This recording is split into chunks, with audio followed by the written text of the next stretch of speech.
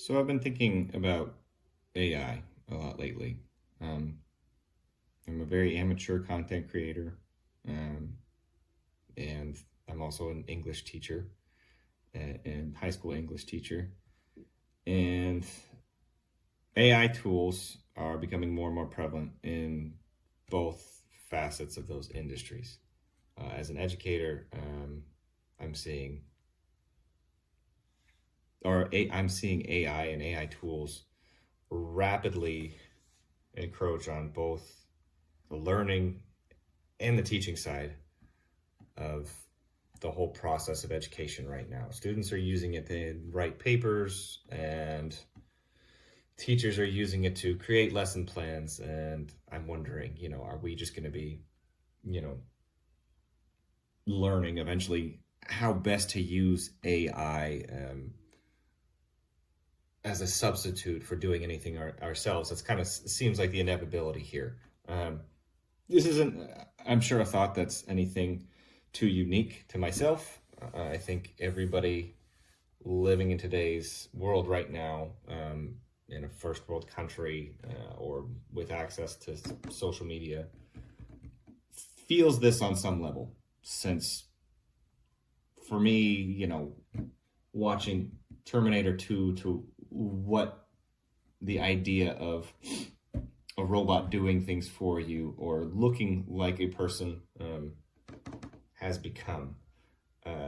Science fiction is kind of slowly becoming reality here. And the reality of it is I'm, with my dumb human brain, trying to figure out just specifically why are we using the term artificial intelligence? I was thinking to myself, I think that's kind of a bad term because we're just calling things AI, and the things that AI creates, we're also calling that or labeling it AI. Like you use a program or you use AI to create a picture, right? We've all seen that. Some sort of, you can type a prompt into Chat GPT and be like, a hot dog eating another hot dog, and you can set the parameters to something more specific and it'll create something along those lines.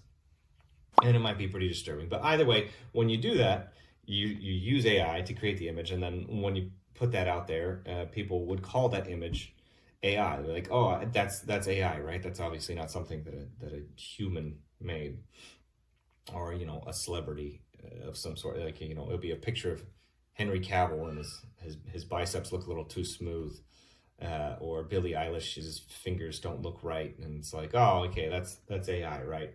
Well, somebody used AI to make it, but is the product itself AI? That's what I'm trying to figure out.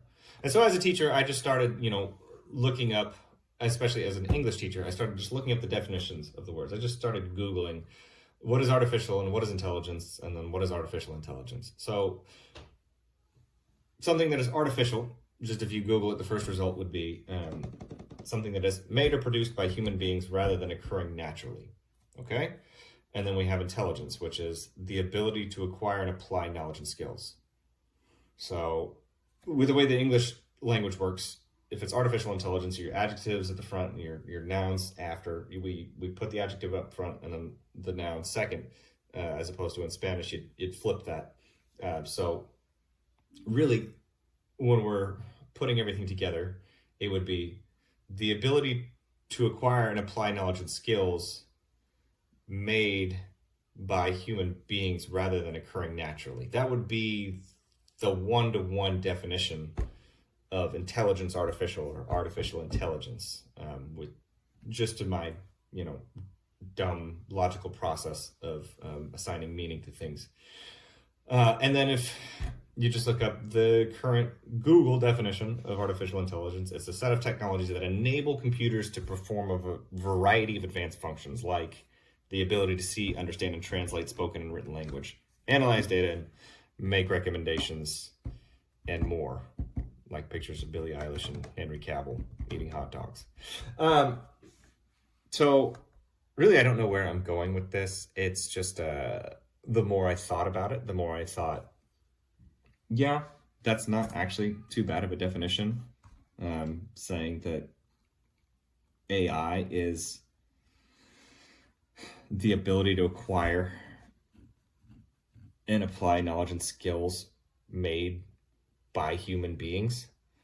But at the same time, it's not made by human beings. The more I start to go down this rabbit hole and try and piece together and assign meaning to what artificial intelligence is, the more confused I get. And I don't think that it's going to get any easier the better that artificial intelligence gets. I think the line between what is artificial and what is real has already been muddled for a while now, and it's going to continue to get more and more confused. And I'm not sure what anybody's natural reaction should be to that. You know, there's exciting opportunities, and there's horrifying possibilities all at the same time. So I think that right now we're at the precipice of a very interesting time, and my dumb human brain is just trying to wrap itself around what all this is supposed to mean. I really honestly don't know what the point of this video was, other than just looking at some definitions and some words and thinking to myself, like, I don't know if we should be calling AI even AI anymore. I think we need to evolve some of these terms, like especially the stuff that AI creates. You know, I guess, you know, people do say like, oh, that's AI created, you know, they're not technically labeling it AI, but I hear this blanket term AI just being thrown out. And with how prevalent it is in our society now, and how prevalent it's going to be, which I think it's going to be everywhere and in everything, if it isn't already, it kind of is.